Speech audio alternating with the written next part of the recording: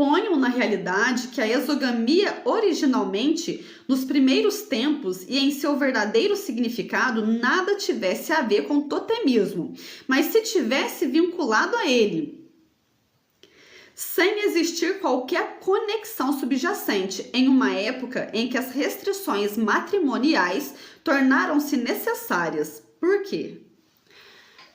Aqui é o seguinte, ele está falando assim, que os estudiosos falam que talvez não tenha ligação nenhuma dessas restrições sexuais da tribo, de não poder ter relações com membros do mesmo totem, da mesma tribo, mas que isso vem antes do totem, que o totem é só uma coisa a mais para ajudar na restrição, né? O culto, a adoração de um totem, ou seja, de uma divindade, faz com que as pessoas se restringam dos seus instintos e dos seus desejos. Então, o ser humano, ele precisa. E os seres primitivos, que são os indígenas, que aqui ele está falando, dos aborígenes australianos, eles também utilizam do totemismo, né, da adoração desses totem para se restringir, mas que isso vem antes.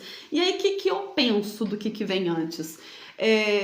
É claro que sabemos disso cientificamente, que membros da mesma família, isso é do reino animal também, né, que tem relacionamentos sexuais que cruzam, eles têm alguns problemas genéticos, né, porque duas pessoas da mesma família têm o mesmo gene defeituoso, vamos supor, tem o gene de câncer. Então, se duas pessoas se relacionam, elas vão duplicar essa genética. Então, a chance do descendente ter aquele problema genético é muito grande. Isso a gente vê, isso a gente sabe, né? De primo que acaba casando primo, enfim.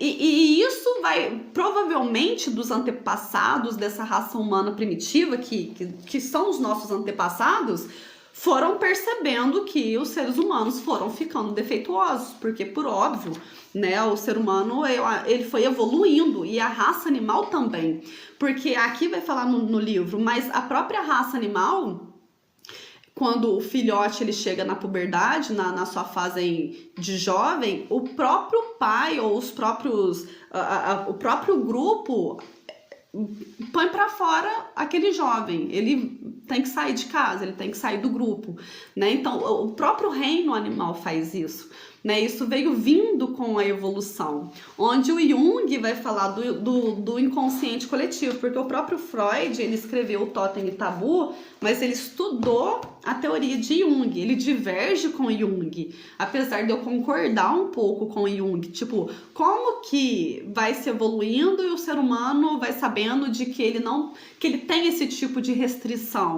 né? Por exemplo, tribos indígenas, como que eles são tão primitivos, eles não têm conhecimento assim praticamente de nada e eles têm todas essas leis, essa moral, né? Mas o reino animal também é assim, né? Eles podem sim acabar cruzando entre si, mas na maioria dos animais, eles, quando o filhote, o descendente, ele tá na sua fase de puberdade, eles são afastados do grupo, justamente para aquele filhote, no seu momento mais instintivo, não ter relações com a sua própria família, né? E isso eu concordo com o Jung, de ter um inconsciente coletivo, né? Disso vir carregado na genética de história, assim como a gente passa pelo nosso sangue, os genes, tudo que a gente tem de saúde, mas aquilo que a gente também tem como negativo no nosso sangue, que a gente vai passar, eu acredito também que a gente passa essa hereditariedade de história,